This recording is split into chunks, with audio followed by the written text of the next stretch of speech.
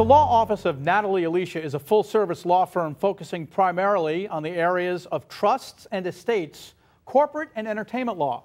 The firm believes a trust is for everyone, not just high net worth individuals. Joining us now for the very first time on New to the Street is Natalie Elisha. Welcome. Thank you so much for having me. It's our pleasure. Let's talk right away about wills. Is a simple will enough, and is it for everyone? The question is a simple will enough? It really depends. How much do you like your kids? If you like them, the answer is no, it's not enough. What if you don't have kids? What if you have a significant other? Still not enough. The will is basically the tip of the iceberg. It's better than nothing, because if you have, let's say, a significant other, but you're not married, nothing is going to that person unless you so say, because the statutes would say, you know what, we don't take account for that person, so it could be your first cousin's child that you've never met that ends up with your money if there's no one else in place. So a will is better than doing nothing, but a will is the very tip of the iceberg, and it is essentially is a Dear Judge letter. Dear Judge, at my death, here's what I want to happen. But you and everyone else that I've ever met in my life can now come to the table and fight about it, and that's part of what we call the probate process. We want to keep it outside of court, off the judge's docket, and make sure that it's a private affair. And the laws in all the states are all different when it comes to probating a will and a trust. So just because something's good in one state doesn't mean it's going to cross over to other jurisdictions. The probate process is distinct in every jurisdiction, that's correct.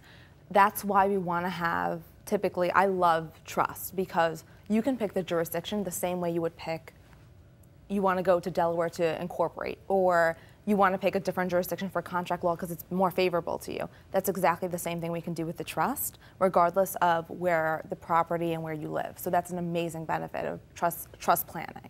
For our viewers that might not be aware of it, please explain the difference between a will and a trust. Sure.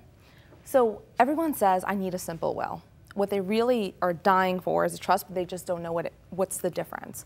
So a will, like we explained before, is a Dear Judge letter. Here's what I want to happen, and it's only effective upon death.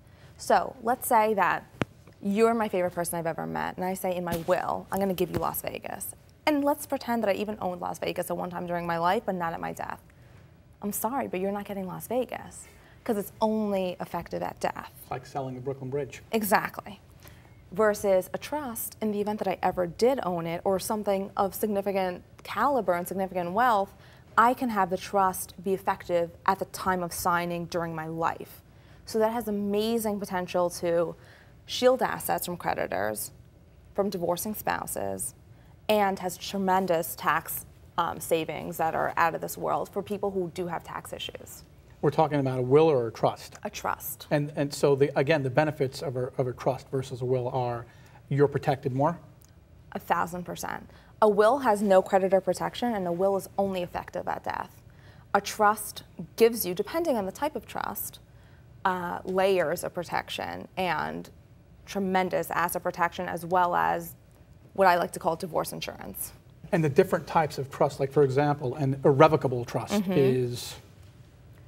So it sounds really scary, irrevocable, I can't do anything about it, if I mess up, I'm done.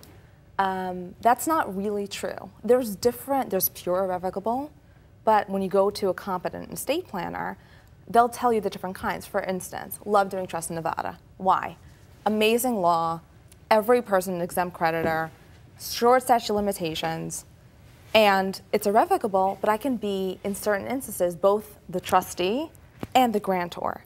Boy, that's not a conflict of interest. It's your money, so you should be able to do what you want with it. And for clients, it's tremendous, because now they have the reins while still having the protection. So it's like a revocable trust on steroids, allowing you to have your cake and eat it too. I don't want to say that too forthright, but it's an amazing tool. Wow. And the types of people that can benefit from doing trust and estate planning are who? It runs the gamut. People just getting married, the person who makes significantly more than the other, has more assets, come to me first or come to an estate planner, and let's separate it. Let's make sure it's protected. Then we move up, you have your first or second child, you want to make sure that someone is appointed as a guardian, that someone's going to be there in the event that you and your spouse should die. And now you have more assets. You move up a little bit further, you're now a 100 millionaire. Congratulations. But you've done it by either business or real estate. Okay, that's great. You have major tax issues. So if you're a tax issue person, which is anyone who has assets of those types, you need to go to an estate planner. And lastly, let's say you're a 70-year-old person who worked hard their whole life, saved everything. You're paying all that money unless you have a long-term care insurance policy to pay for your planning needs, your healthcare needs. At that point, you could have saved a lot of money putting it into trust.